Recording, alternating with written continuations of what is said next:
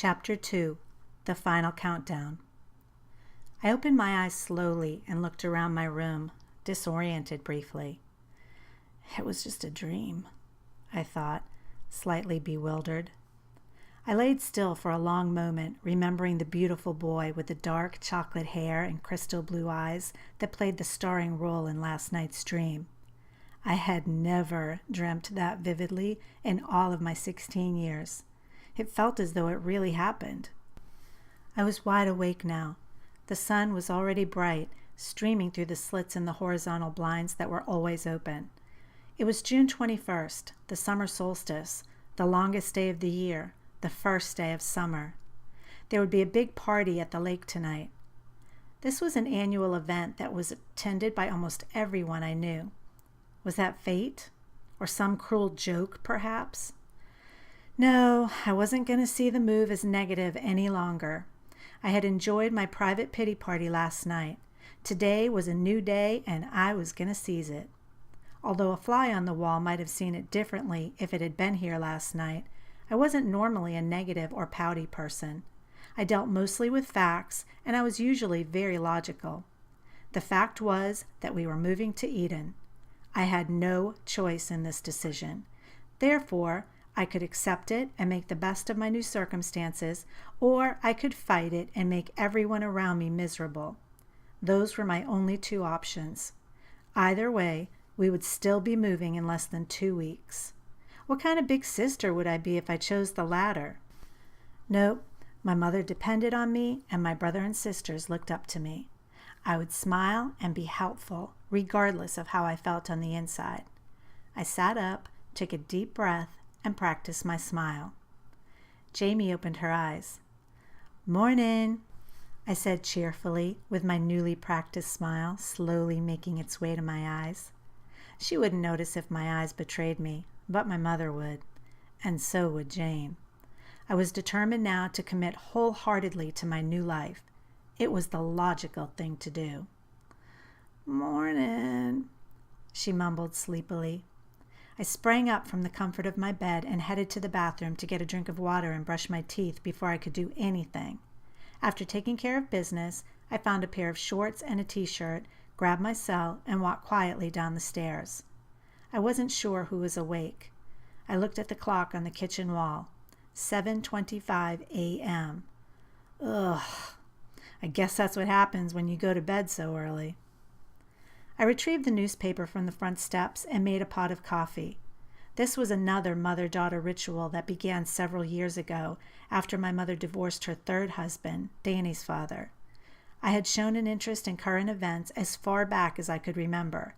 I used to ask so many questions that she finally ordered the daily paper so I could read the local news for myself. Along with perusing the headlines, I learned to enjoy a hot cup of coffee. When I was younger, it smelled so good to me. After much begging, my mother let me try some of hers one day. Yuck! Ugh! I had to spit it out. She drank it black, and it was so strong. After about 30 seconds of chortling, she made some for me with lots of cream and sugar, and I was hooked. I've cut down on the sugar somewhat, but still require lots of cream. Sweet and blonde, Peggy calls it, just like her, she says. The coffee was ready now. I poured myself a cup and put the carafe back to keep it hot. I took the rubber band off the paper, uncurled it, and started reading above the fold, where the most important stories of the day were displayed. A fire consumed a historic downtown building late last night. That's too bad. The president will be traveling overseas. I'd like to travel overseas someday. Maybe to Israel, the ancestral home of my dad's side of the family, the Jacobs. The forecast called for hazy, hot, and humid weather over the next few days. Finally! The weather hadn't been very summer-like so far. It would be perfect for the lake party. I skimmed the paper till 8. Surely my friends would be up by now. I called Jane. We agreed to meet at our favorite breakfast place, Sammy J's, in Salem, New Hampshire, at 9 o'clock. She'd call Peggy, and I'd call Annie to let them know of our plans. My mother had come downstairs while I was talking to Annie and had poured herself a cup of coffee. She pulled out the chair next to me, sat down, and took part of the paper. After describing to Annie in excruciating detail what I was wearing, she always had to wear the right outfit for every occasion, but begrudgingly understood that I couldn't care less. I told her I'd see her soon and hung up the phone. "Morning, Mom." "Morning, Essie. Did you sleep well?" "I did," I said slowly, apparently sounding slightly confused. "That doesn't sound too convincing." "No, sorry, I did sleep well. I was just thinking about the dream I had. It seemed so real." "Tell me about it," she urged. "Well, there was this boy." "Yes," she said, drawing the word out, and with a teasing smile. "He was perfect, tall with broad shoulders, dark chocolate brown hair, and crystal blue eyes," I recalled with a sigh. "How unlike you to sound so enamored of a boy, especially one in a dream." "I know, Mom, but like I said, it seemed so real. He seemed so real."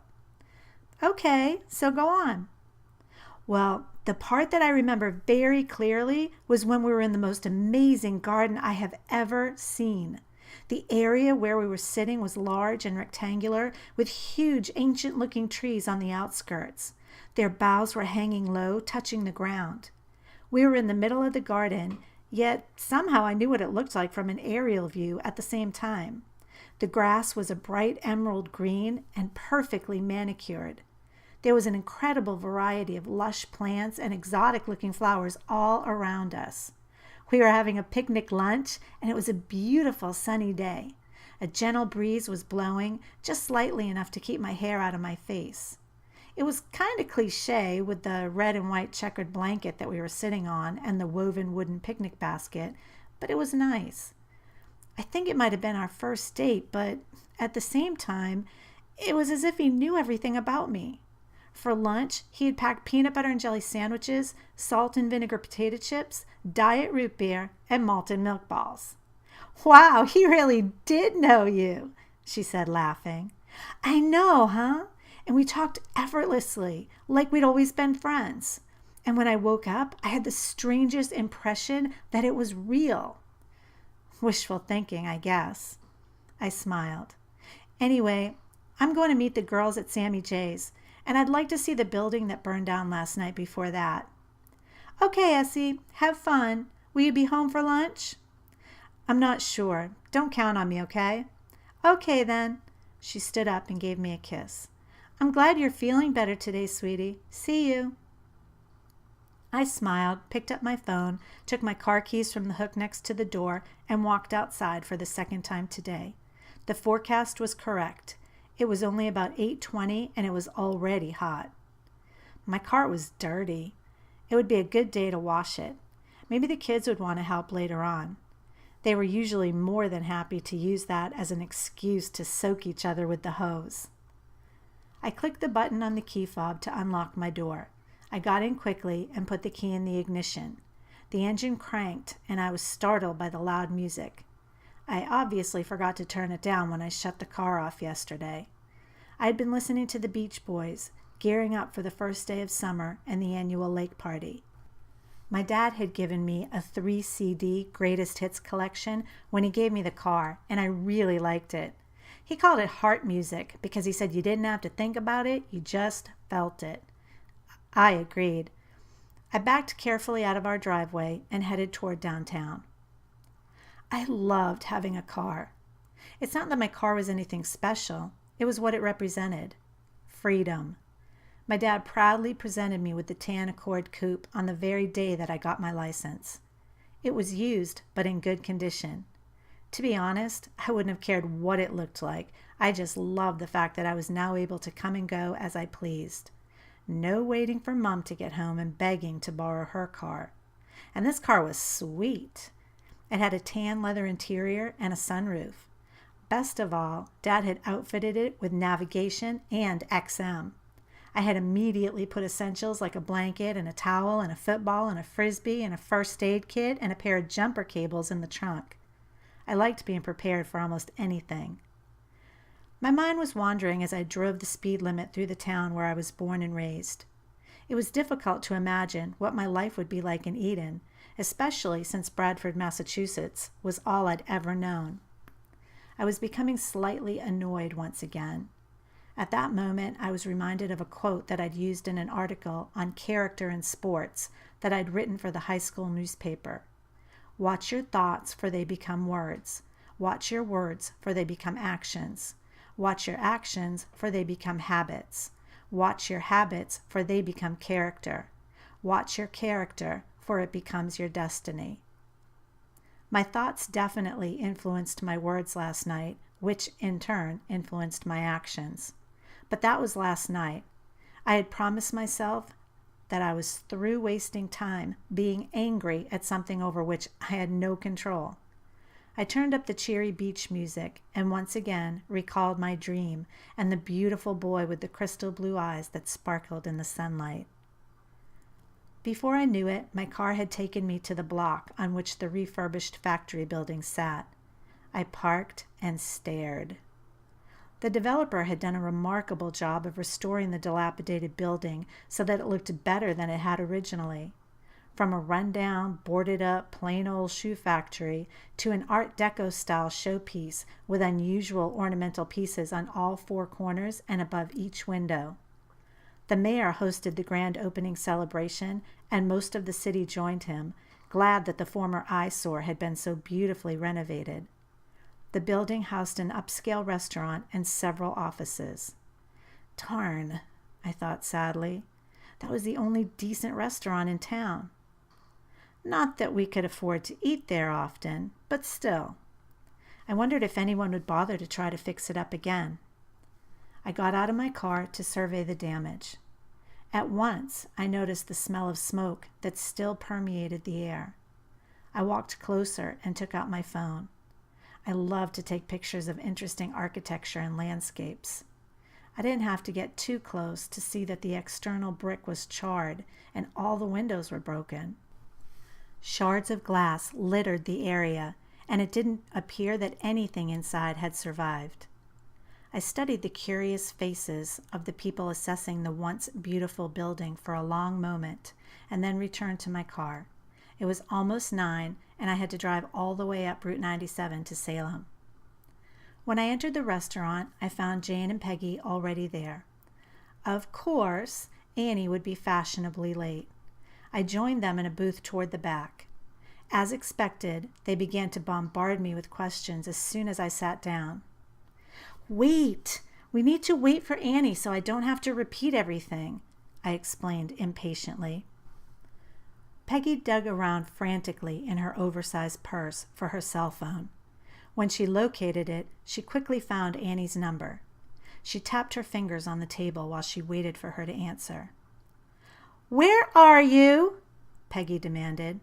After a few seconds, Peggy spoke again. "All right, well, we're all here and we're waiting for you." She hung up. "That girl drives me crazy sometimes, but she's actually in the parking lot out back. She'll just be a minute." No sooner did Peggy finish speaking than Annie burst through the door of the restaurant. She came running toward our table in the back, loudly yelling, "I'm here! I'm here!"